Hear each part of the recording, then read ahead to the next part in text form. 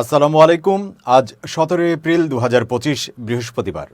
বাংলা নতুন বছরের শুভেচ্ছা প্রত্যেককে। শুরু করছি চেঞ্জ টিভি প্রতিদিনের গল্প অনুষ্ঠান। দর্শক, আপনাদের সঙ্গে রয়েছি আমি জাহিরুল ইসলাম টুটুল। শুরুতেই সংবাদ শিরোনাম। ডক্টর ইউনূসের 5 বছর ক্ষমতায় থাকার নানা হিসেব নিকেশ, কারা চায় কারা চায় না। বিএনপি সংস্কারে সিরিয়াস, এটা দেখাতে তৎপর বিএনপি। নির্বাচনের আগে 3 শর্ত দিলেন জামায়াত আমির। এবার বিস্তারিত। নোবেল বিজয়ী অধ্যাপক ডক্টর মোহাম্মদ ইউনূসের নেতৃত্বাধীন অন্তর্বর্তী সরকারের মেয়াদ নিয়ে সামাজিক মাধ্যমে এবং রাজনৈতিক অঙ্গনে নানা আলোচনা চলছে। এমন এক প্রেক্ষাপটে বুধবার প্রধান উপদেষ্টার সঙ্গে দেখা করে নির্বাচনের সুনির্দিষ্ট রোডম্যাপ না পেয়ে অসন্তুষ্টি প্রকাশ করেছে বিএনপি। দেশের রাজনীতিতে নির্বাচন নিয়ে সরকারের প্রতি সন্দেহ যেমন বাড়ছে, একই সঙ্গে অন্তর্বর্তী সরকারের লম্বা সময় এমনকি 5 বছর ক্ষমতায় থাকার প্রসঙ্গ উঠছে। এ নিয়ে একটি প্রতিবেদন করেছে বিবিসি বাংলা। ওই প্রতিবেদনে রাজনৈতিক বিশ্লেষকদের অনেকে বলছেন, এর ফলে সরকারের সঙ্গে অংশীজনদের এবং সর্বোপরি রাজনীতিতে সন্দেহ, অবিশ্বাস ও বিভাজন বা দূরত্ব বৃদ্ধির আশঙ্কা থাকে। যার ফলে প্রশ্ন উঠছে, অন্তর্বর্তী সরকারের দীর্ঘ সময় ক্ষমতায় থাকার বিষয় কেন আলোচনায় আসছে এবং ক্ষমতা দীর্ঘায়িত করা কি সম্ভব? দেশের অন্যতম প্রধান দল বিএনপি নেতারা বলছেন, এই সরকারের বয়স 8 মাস পার হলেও নির্বাচনের সুনির্দিষ্ট রোড ম্যাপ দেওয়া হচ্ছে না। সে কারণে তৈরি হচ্ছে সন্দেহ এবং উঠছে নানা প্রশ্ন। রাজনৈতিক বিশ্লেষকরা অবশ্য পরিস্থিতির জন্য রাজনৈতিক দলগুলোরও দায় দেখছেন। গণ অভ্যুত্থানে গত বছরের 5 আগস্ট ফ্যাসিস্ট শেখ হাসিনার পতনের পর অন্তর্বর্তী সরকার গঠিত হয় অধ্যাপক মোহাম্মদ ইউনূসের নেতৃত্বে। এই সরকার কতদিন ক্ষমতায় থাকবে সেটা কখনো স্পষ্ট করা হয়নি। বিভিন্ন ক্ষেত্রে সংস্কার, ছাত্র জনতার আন্দোলনে হত্যাকাণ্ডের বিচার ও জাতীয় নির্বাচন অনুষ্ঠান, এসব কর্মকাণ্ডের ওপরই অন্তর্বর্তী সরকারের মেয়াদ নির্ভর করবে বলে একটা ধারণা রয়েছে সব অংশীজন ও সাধারণ মানুষের মধ্যে। এখন নির্বাচন ডিসেম্বরে নাকি আগামী বছরের জুনের মধ্যে হবে, এ নিয়ে বিতর্ক চলছে। নির্বাচনের সময় নিয়ে এই বিতর্কের মধ্যে কিছুদিন ধরে অন্তর্বর্তী সরকারের 5 বছর ক্ষমতায় থাকার প্রসঙ্গে নানা আলোচনা চলছে সামাজিক মাধ্যমে। যেই আলোচনা সরকারের কোনো কোনো উপদেষ্টা ও রাজনীতিকদের কারো কারো বক্তব্য এতে নতুন মাত্রা যুক্ত করে। স্বরাষ্ট্র উপদেষ্টা জাহাঙ্গীর আলম চৌধুরী গত 10 এপ্রিল সুনামগঞ্জ সফরে গিয়ে সেখানে সাংবাদিকদের বলেছিলেন, ওই রাস্তা থেকে আমারে বলতেছিল আপনারা আরও 5 বছর থাকেন। তার এই বক্তব্য ঘিরে আলোচনা সমালোচনা শুরু হয় রাজনৈতিক অঙ্গনে। অন্তর্বর্তী সরকার 5 বছর ক্ষমতায় থাকতে চায় কিনা এই প্রশ্ন তুলে বিএনপি সহ বিভিন্ন দলের নেতারা প্রকাশ্যে বক্তব্য দেন। বিএনপির স্থায়ী কমিটির সদস্য আমির খসরু মাহমুদ চৌধুরী সম্প্রতি দলের বিভিন্ন অনুষ্ঠানে নির্বাচন প্রলম্বিত করার চেষ্টার অভিযোগ করেন। অন্তর্বর্তী সরকারকে ইঙ্গিত করে তিনি এও বলেন, দীর্ঘ সময় ক্ষমতায় থাকতে চাইলে নির্বাচিত হয়ে আসেন। অনির্বাচিত কাউকে দেশের মানুষ দীর্ঘ সময় মেনে নেবে না। মৎস্য ও প্রাণী সম্পদ মন্ত্রণালয়ের উপদেষ্টা ফরিদা আখতার গত 12 এপ্রিল ঢাকায় এক অনুষ্ঠানে বলেন, আমরা অনির্বাচিত। এ কথা কে বলল? আমাদের তো ছাত্ররা, জনতা, যারা নাকি এই পরিবর্তনটা এনে দিয়েছে, তারাই সরকার গঠন করেছে, তাদের দ্বারা নির্বাচিত আমরা। তবে বিশ্লেষক ও রাজনীতিকদের অনেকে মনে করেন, সরকারের দীর্ঘ সময় ক্ষমতায় থাকার প্রসঙ্গ আলোচনায় আসার পেছনে নির্বাচনের রোড ম্যাপ না দেওয়াই বিষয়টিও অন্যতম একটি কারণ। অন্তর্বর্তী সরকার দীর্ঘ সময় ক্ষমতায় থাকার প্রসঙ্গ আলোচনায় আসা বা পরিস্থিতির জন্য বিএনপির দায় রয়েছে বলেও বিশ্লেষকরা বলছেন। লেখক বিশ্লেষক মহিউদ্দিন আহমেদ বিবিসি বাংলাকে বলেন, রাজনৈতিক পট পরিবর্তনের প্রেক্ষাপটে ভোট হলে বিএনপি ক্ষমতায় আসবে, এই ধারণা থেকে দলটির নেতাকর্মীরা সারা দেশে একেবারে গ্রাম পর্যায় পর্যন্ত চাঁদাবাজি, দখলসহ নানা অপকর্মে জড়িয়ে পড়েছে। তিনি মনে করছেন, নেতাকর্মীদের এই ধরনের কর্মকাণ্ডের কারণে সাধারণ মানুষের মধ্যে বিএনপির ভাবমূর্তি প্রশ্নের মুখে পড়েছে। মানুষ পতিত আওয়ামী লীগের সঙ্গে তাদের পার্থক্য দেখতে পাচ্ছে না। এখানেই বিএনপির দায় দেখছেন বিশ্লেষকরা। তারা বলছেন, এই ধরনের পরিস্থিতিতে অন্তর্বর্তী সরকারই ক্ষমতায় থাকুক, এমন একটা ধারণা সাধারণ মানুষের অনেকের মধ্যেও তৈরি হয়েছে। অন্তর্বর্তী সরকার লম্বা সময় ক্ষমতায় থাকলে প্রথমত আইনগত প্রশ্ন উঠতে পারে। আন্তর্জাতিক পর্যায় থেকে সরকারের প্রতি তখন কতটা সমর্থন থাকবে সেটিও একটি বিষয় বলে বিশ্লেষকরা মনে করেন। যেহেতু বর্তমান সংবিধানে অন্তর্বর্তী সরকার গঠনের কোনো ব্যবস্থা নেই, সে কারণে গত বছরের আগস্টে রাজনৈতিক পট পরিবর্তনের প্রেক্ষাপটে অন্তর্বর্তী সরকার গঠনের সমর্থনে সুপ্রিম কোর্টের আপিল বিভাগের মতামত নেওয়া হয়েছিল। তবে সুপ্রিম কোর্টের আইনজীবী শাহদিন মালিক বলেন, এই অন্তর্বর্তী সরকারকেই নির্বাচিত সংসদে বৈধতা দিতে হবে। সেখানে অনির্বাচিত সরকার 5 বছর বা দীর্ঘ সময় ক্ষমতায় থাকলে আইনগত প্রশ্ন উঠতে পারে। বৈধতার প্রশ্নের পাশাপাশি আন্তর্জাতিক পর্যায় থেকেও সমস্যা তৈরি হতে পারে। পারে। একটি অনির্বাচিত সরকার নির্বাচন না দিয়ে দীর্ঘ সময় থাকলে এই সরকার আন্তর্জাতিক সম্প্রদায়, বিশেষ করে পশ্চিমা দেশগুলোর কাছে গ্রহণযোগ্যতা হারাবে বলে বিশ্লেষকরা মনে করেন। ডক্টর ইউনূসের জনপ্রিয়তাকে এত ভয় পাচ্ছে কেন ভারত, বিএনপি ও অন্যান্য দলগুলো? এমন মন্তব্য করেছেন এনসিপির যুগ্ম সদস্য সচিব জয়নাল আবেদিন শিশির। বৃহস্পতিবার নিজের ফেসবুকে দেওয়া এক পোস্টে এই মন্তব্য করেন শিশির তার পোস্টে বলেন, বিএনপি ও সমমনা অন্যান্য দলের ভাইরা মনে রাখবেন, আপনাদের ডাকে ফ্যাসিস্ট শেখ হাসিনার পতন হয়নি। আপনাদের ডাকা সরকার পতনের অসহযোগ আন্দোলনে এদেশের মানুষ রাস্তায় নামেনি, এমনকি দলের নেতাকর্মীরাও মাঠে সাড়া দেয়নি। 2023 সালের 20 ডিসেম্বর বিএনপি ঘোষণা দিয়েছিল শেখ হাসিনা নেতৃত্বাধীন সরকার পদত্যাগ না করলে অসহযোগ আন্দোলন চলবে। উল্লেখ করে এনসিপির এই নেতা আরও বলেন, সরকারকে খাজনা, ট্যাক্স, পানি, বিদ্যুৎ বিল ইত্যাদি না দেওয়ারও ঘোষণা দেয় বিএনপি। মজার ব্যাপার হলো, সেই কর্মসূচি এখনও চলমান। বিএনপির চলমান অসহযোগ আন্দোলনের মতে 2023 সালের থেকে আজ পর্যন্ত এদেশের মানুষ সরকারকে খাজনা, ট্যাক্স, পানি, বিদ্যুৎ সহ সেবা খাতের বিল দেবে না বা না দিলেও চলবে, অথবা যারা এই গত 1.5 বছর বিল দিয়েছেন তাদের টাকা সরকার ফেরত দেওয়া উচিত, কারণ বিএনপির অসহযোগ আন্দোলন এখনও চলমান।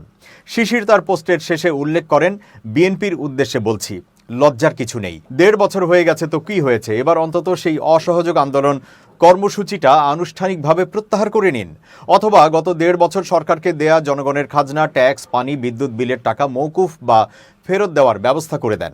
এই দুইটির যে কোনো একটি অন্তত করেন।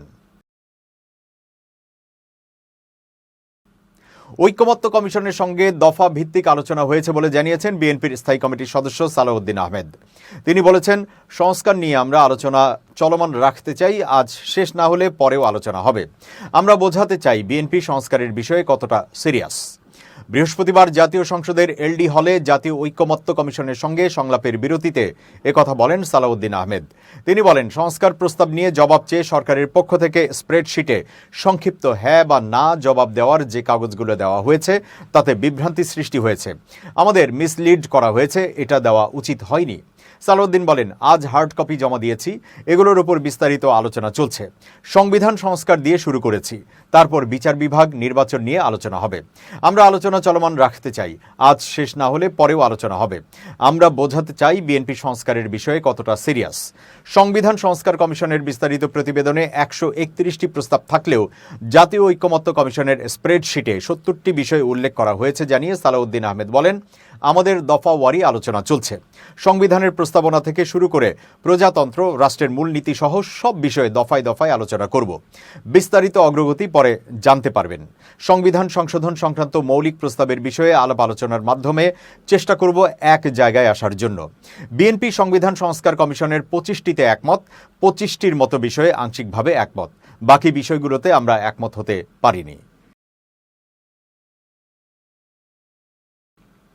নির্বাচন অনুষ্ঠিত হওয়ার আগে 3টি শর্ত পূরণ করতে হবে বলে জানিয়েছেন জামায়াত ইসলামীর আমির ডাক্তার শফিকুর রহমান। ওই শর্তগুলো হলো সংস্কার, ফ্যাসিস্টদের বিচার এবং সঠিক নির্বাচন পদ্ধতি। বৃহস্পতিবার রাজধানীর একটি হোটেলে এক সংবাদ সম্মেলনে একথা বলেন তিনি বলেন, নির্বাচনের জন্য ফেব্রুয়ারি 2026-এর সময়সীমা কঠিন নয়।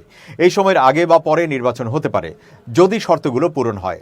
সংস্কার প্রক্রিয়ায় সব রাজনৈতিক দলকে সরকারকে সহায়তা করা উচিত। উল্লেখ করে জামায়াতের আমির আরও বলেন, যত দ্রুত তারা সরকারের সঙ্গে সমন্বয় করবে তত দ্রুত নির্বাচন অনুষ্ঠিত হবে। নির্বাচনের আগে দৃশ্যমান, গ্রহণযোগ্য এবং মৌলিক সংস্কার প্রয়োজন। জামায়াত 41 দফা সংস্কার প্রস্তাব দিয়েছে, বিএনপি 31 দফা, অন্যরা 56-57 দফা প্রস্তাব করেছে। তবে জামায়াত শুধুমাত্র 6টি মৌলিক সংস্কার চায়। তিনি বলেন, ফ্যাসিস্টদের বিচার এমনভাবে হওয়া উচিত যাতে ন্যায় বিচার নিশ্চিত হয়। নির্বাচনকে এমনভাবে পরিচালনা করতে হবে যাতে কেউ সহজে প্রক্রিয়াটি নিয়ে প্রশ্ন তুলতে না পারে। এ বিষয়ে দলগুলোর মধ্যে আরও সংলাপ ও আলোচনা প্রয়োজন। এক প্রশ্নের জবাবে জামায়াতের আমির বলেন, তারা এই বিচারের জন্য কোনো নির্দিষ্ট সময়সীমা বেঁধে দিচ্ছেন না, কিন্তু এটা তাদের দাবি। সম্প্রতি ইউরোপের কয়েকটি দেশ সফর প্রসঙ্গে তিনি বলেন, সফরের সময় তারা বিএনপি চেয়ারপারসন খালেদা জিয়া এবং ভারপ্রাপ্ত চেয়ারপারসন তারেক রহমানের সঙ্গে সাক্ষাৎ করেছেন। তবে কোনো আনুষ্ঠানিক আলোচনা হয়নি। তারা কেবল খালেদা জিয়ার স্বাস্থ্যের খোঁজ নিতে গিয়েছিলেন।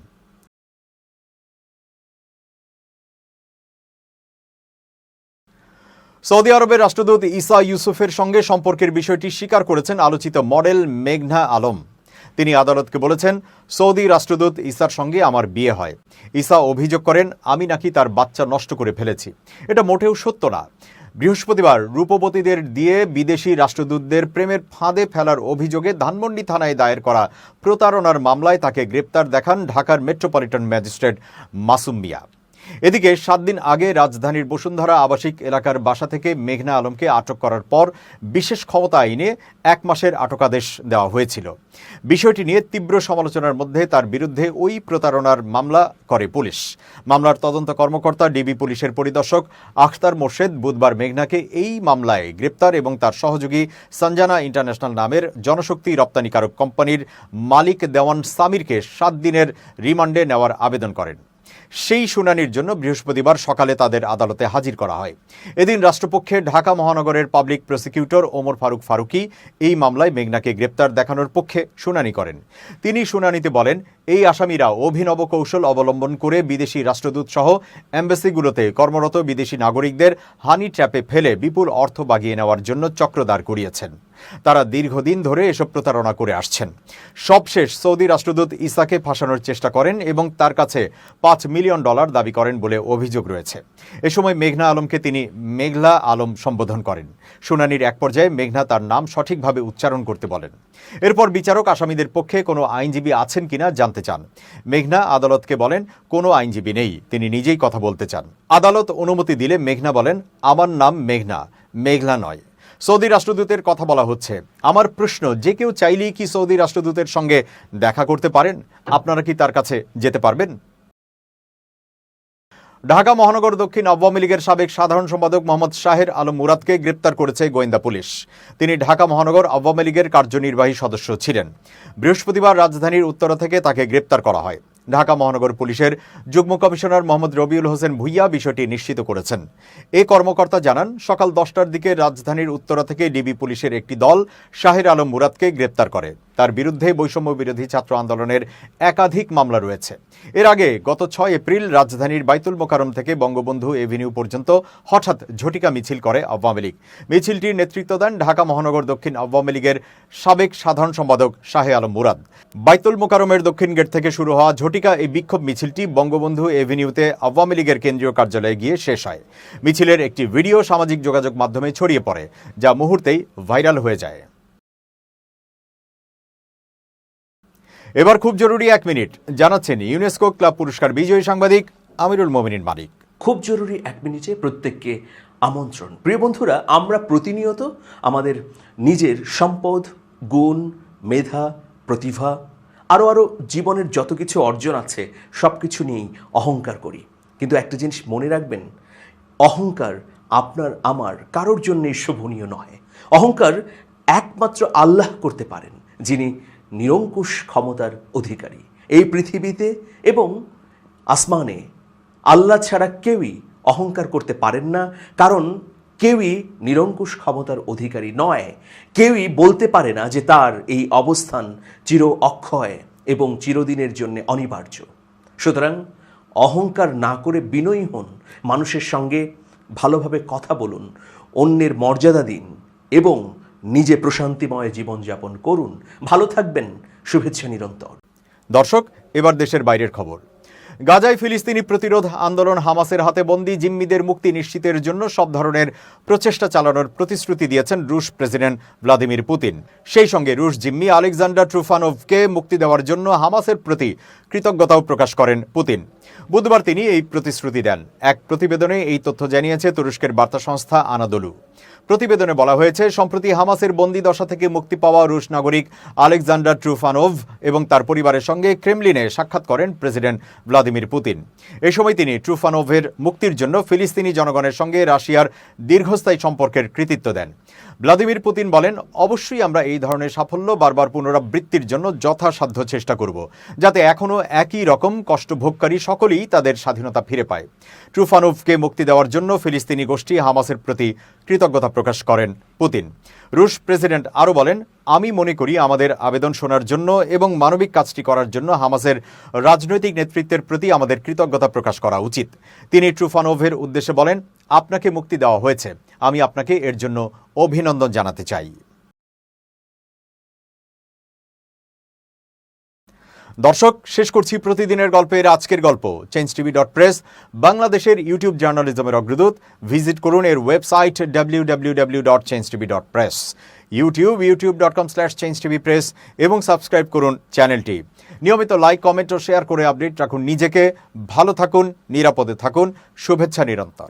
changetv.press, এক ফোঁটা হলুদও নেই।